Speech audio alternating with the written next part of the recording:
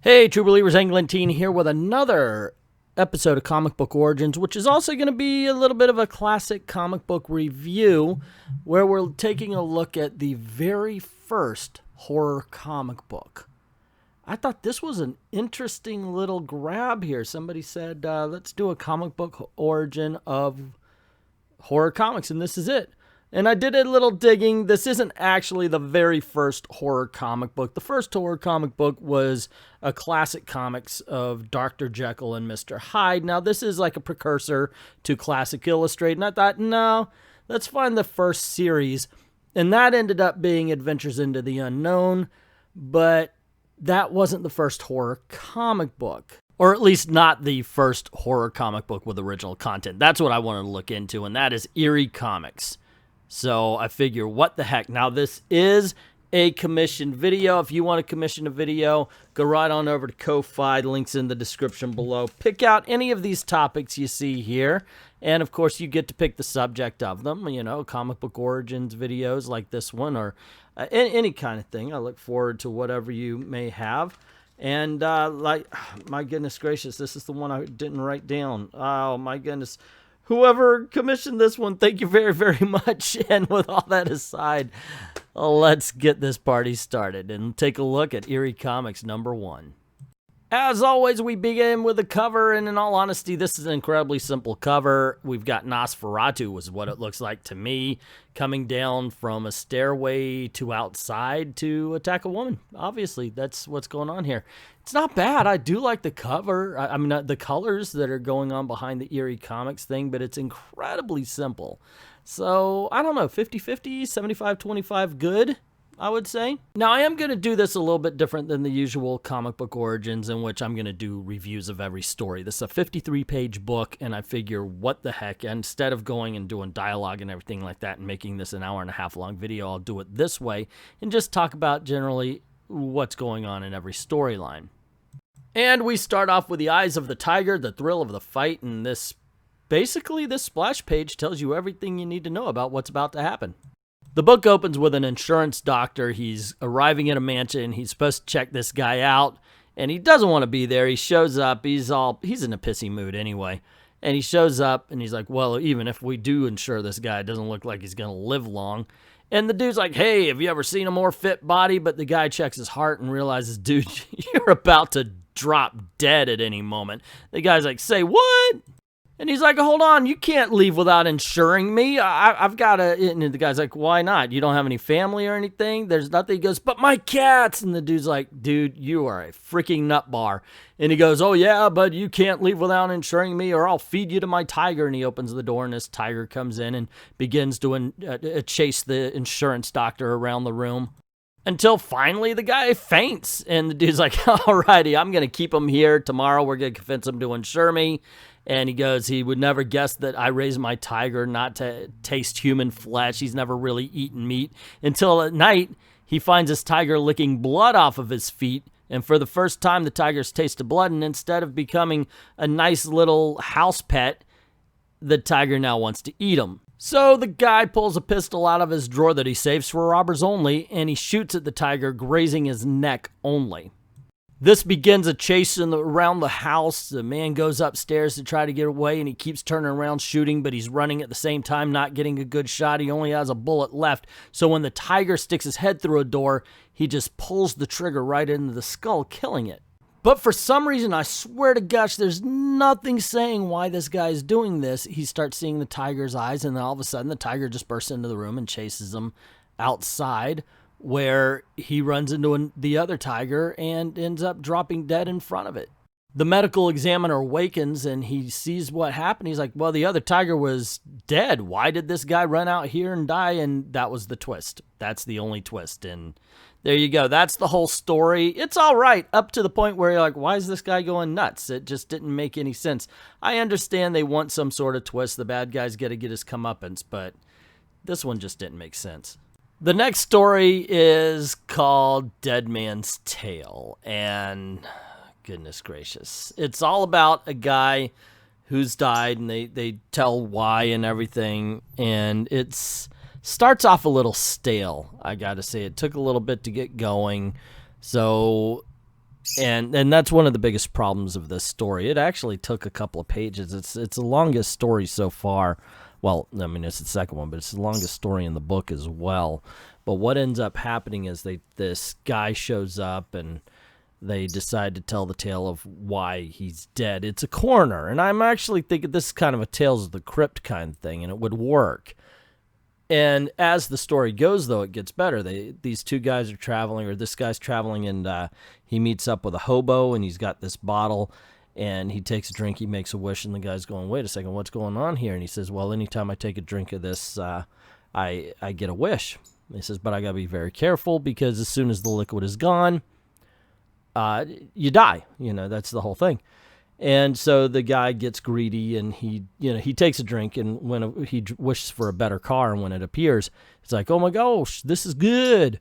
I'm going to keep this with me, and he steals it from the little old hobo guy, who then kind of becomes sort of a spirit of sorts, who's like, well, I'll prove to you at some point in time I'm going to have your soul because of your greed and all that kind of stuff.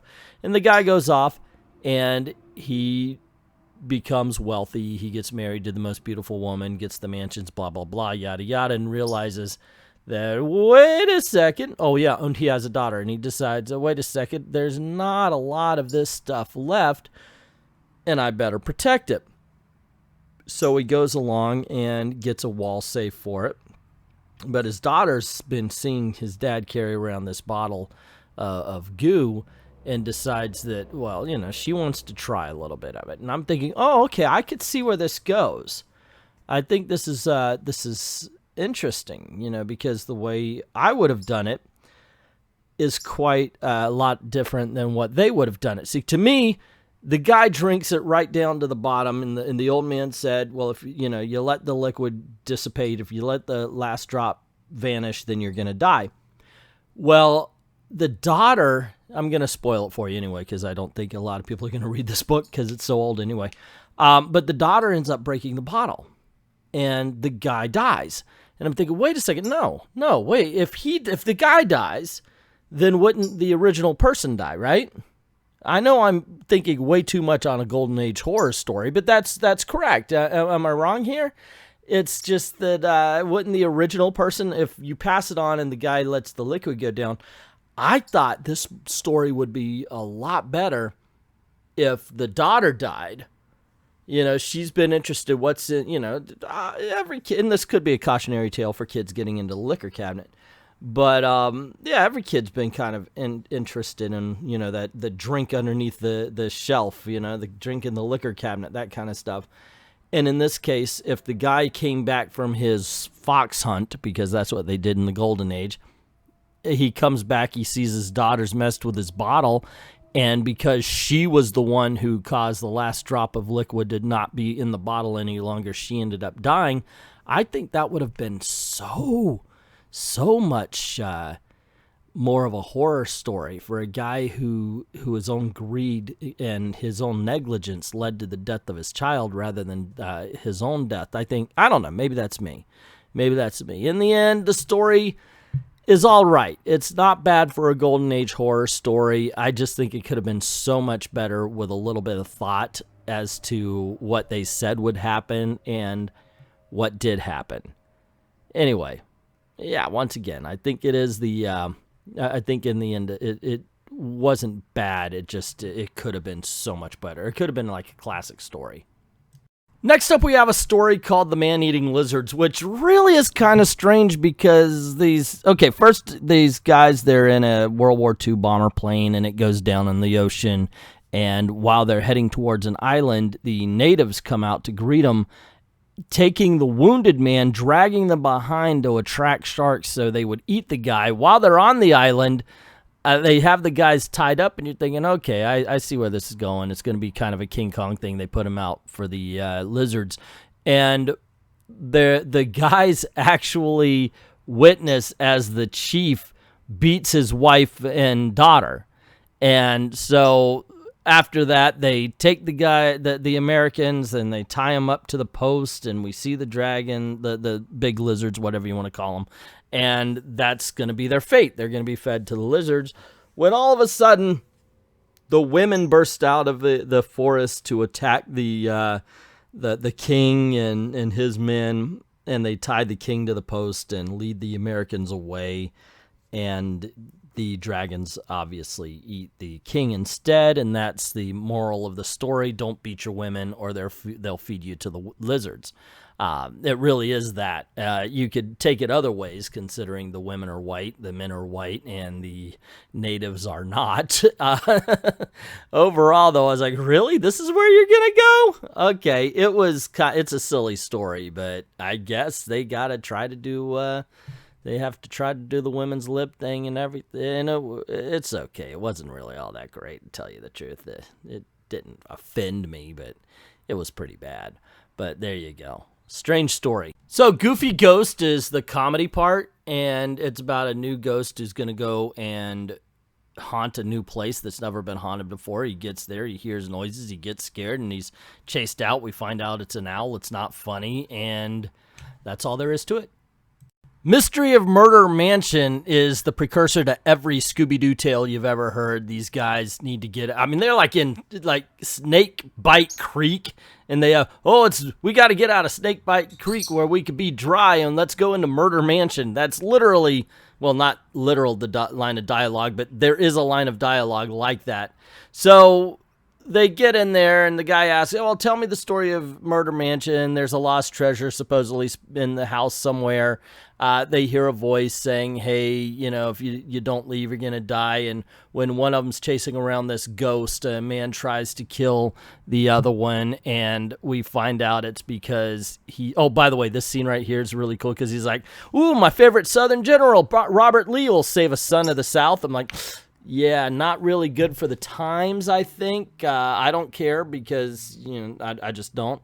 But I thought, yeah, that would go over well these days. Anyway, they flat out Scooby-Doo this thing where it's like, oh, and everybody thought it was a murder mansion when it was just this guy trying to protect a big case of seashells and rocks.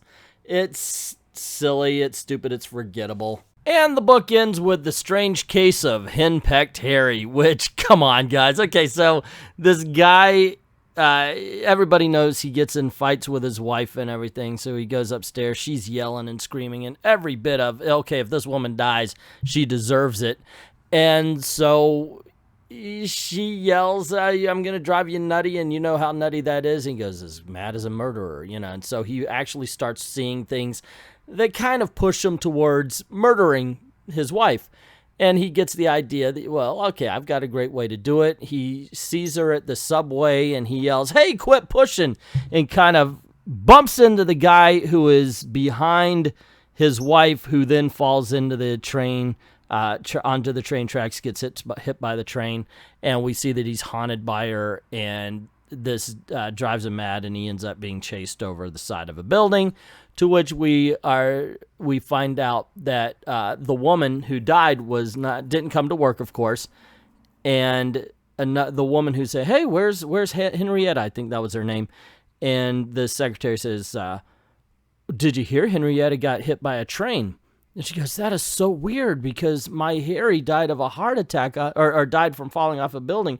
And she was wearing my coat. So I guess to say it's okay that the husband died was because he was actually having an affair, and the woman that he was having an affair with was the one he murdered. Well, here you go. Stop having the freaking affair. Yeah, just leave. Goodbye. Bye-bye now. And plus, why are you having the affair is something, or he's a bigamist. I don't know. Anyway, it wasn't good. It wasn't the best story of the book. Actually, now that I'm thinking of it, that long one there, that was the best story of the book, I would have to say. But yeah, there you go, guys. That is the very first horror comic. I wanted to do it review style, because if I had done dialogue and everything, it would be far, far too long. And in the end, I kind of like it. I like these Golden Age horror stories. But it's an anthology. Most books in the Golden Age were anthologies, which means you're going to have some that were better than others. Overall, though, this is a very entertaining book. This came off of the Digital Museum, Digital Comic Book Museum. It's a public domain site where you could download all sorts of comics in the public domain. This one is in the public domain. And I would recommend you check out all sorts of good Golden Age books from that website. Anyway, what did you think? Let me know in the comments below, and don't forget to click like, share, subscribe. Hit that notification bell if you haven't done it already. And if you don't mind helping out the channel, make sure that your notifications are on all, and go on over to Patreon or to Ko-Fi and drop $1 in the tip jar. All of the live streams are ending up on Patreon, by the way, that we do over at I Love Comics. So you do get that. They are immediately taken off I Love Comics, and they're going to be put on to Patreon. And over at Ko-Fi, you can, like this one, commission a video. Just pick out whatever topic and whatever subject you want, and we'll get that out to you ASAP. Thank everybody who's already done that, and to everyone, all of the true believers, thank you very, very much for watching.